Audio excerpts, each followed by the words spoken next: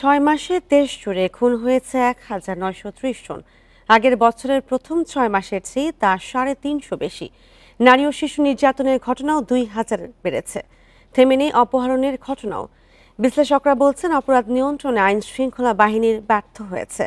অনেক অপরাধে রাজনৈতিক দলের নেতা কর্মীদের সম্পৃক্ততার কারণে আরও খারাপ হচ্ছে পরিস্থিতি। তাই কর্মীদের নিয়ন্ত্রণে আনতে দলগুলোকে এখনই কঠোর হওয়ার তাগিদ বিশ্লেষকদের।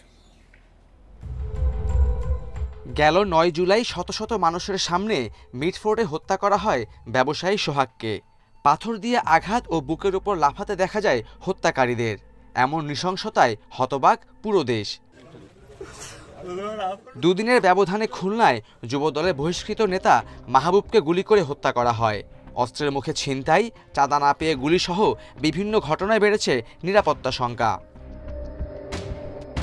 পুলিশ সদর দপ্তর জানায়, এবছর জানুয়ারি থেকে জুন পর্যন্ত সারা দেশে 1930 জন খুন হয়েছেন।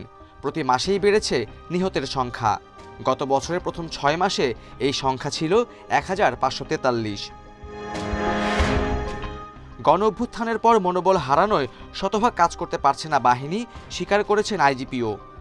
এই আমার ফোর্সটাকে গুছাইয়া তাদেরকে 100% ইফেক্টিভ করা, এই জায়গাটায় কিন্তু আমি এখনো সন্তুষ্ট না, আপনারা যাই বলেন। যদিও পুলিশ সদর দপ্তরের দাবি, ঘটনার সাথে সাথেই ব্যবস্থা নেওয়া হচ্ছে। যাতে অপরাধ সংঘটিত না হয় সেজন্য কিন্তু আমরা বিভিন্ন ধরনের ব্যবস্থা গ্রহণ করে থাকি এবং পুলিশ সদস্যরা কিন্তু অত্যন্ত আন্তরিকতা এবং পেশাদারিত্বের সাথে কাজ করছে এবং আমরা সর্বোচ্চ প্রচেষ্টা অব্যাহত রেখেছি যাতে আইন শৃঙ্খলা পরিস্থিতি স্থিতিশীল থাকে। খুন ডাকাতির পাশাপাশি থেমে নেই অপহরণের ঘটনাও। গত বছর প্রথম 6 মাসে 281টি অপহরণের ঘটনা ছিল। এবছর এ পর্যন্ত অপহরণের শিকার 516 জন।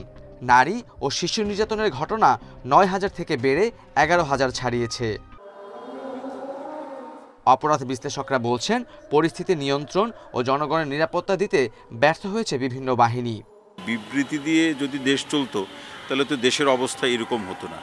এখানে সরকার কিংবা আইনশৃঙ্খলা বাহিনীকে আসলে জোরালো ব্যবস্থা গ্রহণ করতে হবে। মানুষ সরকার এবং আইনশৃঙ্খলা বাহিনীর কাছ থেকে বিবৃতির চেয়ে ব্যবস্থা দেখতে চায়। সাম্প্রতিক সহিংসতার অনেক ঘটনায় রাজনৈতিক দলের নেতাকর্মীদের সম্পৃক্ততা থাকায় আরও নাজুক হয়েছে পরিস্থিতি।